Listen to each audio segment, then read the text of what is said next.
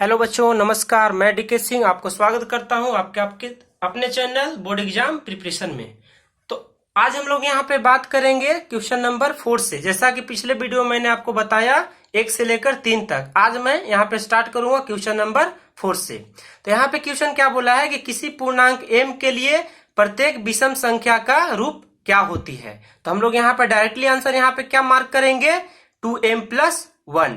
अगर m का मान 1 रखेंगे तो 2 इंटू 1 2 हो जाएगा, 2 + 1 कितना हो जाएगा, 3। ठीक है ना। इसको मैं आपको करके यहाँ पे दिखाता हूं कि अगर मान लीजिए आप यहाँ पे 2m+1 है, अगर m का मान यहाँ पे कितना 1 रखेंगे, ठीक है ना, तो क्या हो जाएगा 2 इंटू 1, तो लिखेंगे 2 + 1 = 3। अगर m का मान यहाँ पे 2 रखेंगे तो 2 इंटू 2 कितना 4, 4 + 1 5 हो जाएगा, 4 + 1 5। देखिए सारे के सारे आपके क्या आ रहे हैं, ये सारे के सारे आपके ये विषम नंबर आ रहे हैं। तो हम लोग यहाँ पे क्या कह सकते हैं कि किसी भी m पूर्णांक के लिए प्रत्येक विषम संख्या का रूप क्या होती है, तो बोलेंगे 2m+1। ठीक है।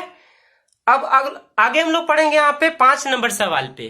तो 5 नंबर सवाल यहाँ पे क्या बोला है कि कोई हमारे पास एक बहुपद दिया गया है y = px, y = px का ग्राफ दिया गया है और बहुपद px के लिए शून्यकों की संख्या ज्ञात करें। ठीक है। तो यहाँ पे क्या हमारे पास ग्राफ दिया गया, x है, यहाँ पे क्या है x डैश है, यहाँ पे y है, यहाँ पे y डैश है। तो जब भी हमारे पास कोई बहुपद दिया रहता है y = px, तो हम लोग क्या देखते हैं कि हमारा जो ग्राफ है x एक्सिस को कितने बार प्रतिच्छेद करता है। तो अगर हम यहाँ ध्यान से देखेंगे तो 1 2 3 बार प्रतिच्छेद किया हुआ है, इसीलिए हमारा शून्य की संख्या कितना हो जाएगा, 3 हो जाएगा।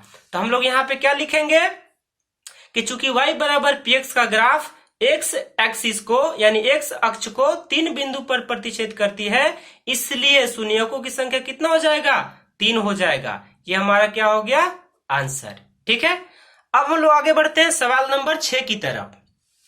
तो सवाल नंबर 6 में यहाँ पे क्या बोला गया है कि बहुपद x² - 3 का शून्यक ज्ञात कीजिए। देखिए एक बात हमेशा याद रखिएगा कि शून्यक ज्ञात करने के लिए क्या करना होता है, दिए गए बहुपद को शून्य के बराबर लिखना होता है। तो हमारे पास दिया गया बहुपद क्या है, x² - 3 है। तो हम यहाँ पे लिख देंगे सबसे पहले x² - 3 = 0। अब हम लोग 3 को कैसे लिख सकते हैं, √3 का स्क्वायर। √3 लिखने का मतलब क्या हो गया, √3 का मतलब हो गया √3 × √3, तो √9 हो जाएगा। और √9 का वैल्यू कितना होता है, 3 होता है। तो इसी 3 को लिखने का ये भी तरीका है। ऐसा मैंने इसलिए लिखा हुआ है ताकि आपको एक फॉर्मूला यहां से मिल जाए, a² - b²। और हम लोग यहाँ पे क्या जानते हैं, हमें यहाँ पे पता है a² - b² बराबर क्या होता है, a - b × a + b। ठीक है ना। अगर आप यहाँ ध्यान से देखेंगे तो a का वैल्यू क्या है, x, और b का वैल्यू क्या है, √3। तो हम लोग यहाँ पे कैसे इसको तोड़ दिए, a - b × a + b। a का मान यहाँ पे क्या है, x है, और b का मान यहाँ पे क्या है, √3 है। ठीक है ना। अब हम लोग यहाँ पे क्या करेंगे कि x - √3 × x + क्या है, √3। तो x - √3 = 0, या हम लोग क्या लिखेंगे, x + √3 = 0।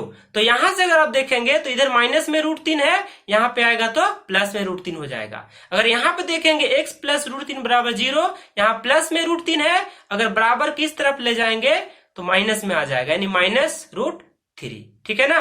तो यहाँ पे 2 शून्य हमारे पास क्या निकल गया, √3 और -√3। एक को अल्फा और दूसरे को हम लोग बीटा कह सकते हैं। बात समझ में आ गया।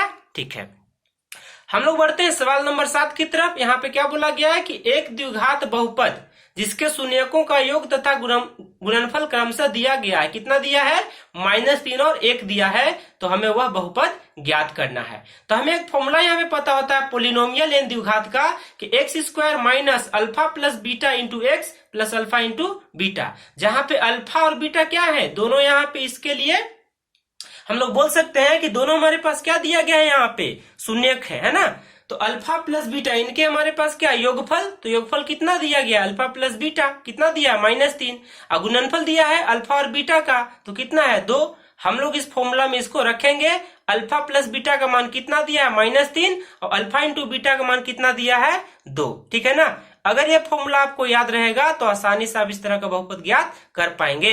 तो यहाँ पे माइनस फॉर्मूला में है और इसका वैल्यू कितना आया हुआ है, -3 दिया हुआ है, तो माइनस इंटू माइनस क्या हो गया, प्लस, यानी +3x। अल्फा इंटू बीटा का मान कितना दिया है 2, तो हम लोग यहाँ पे लिखेंगे 2। मतलब हमारा आंसर क्या होगा बहुपद का, x² + 3x + 2, हमारा फाइनल आंसर हो गया। ठीक है, तो उम्मीद करता हूं कि यह सवाल 7 नंबर तक आपको समझ में आ गया होगा।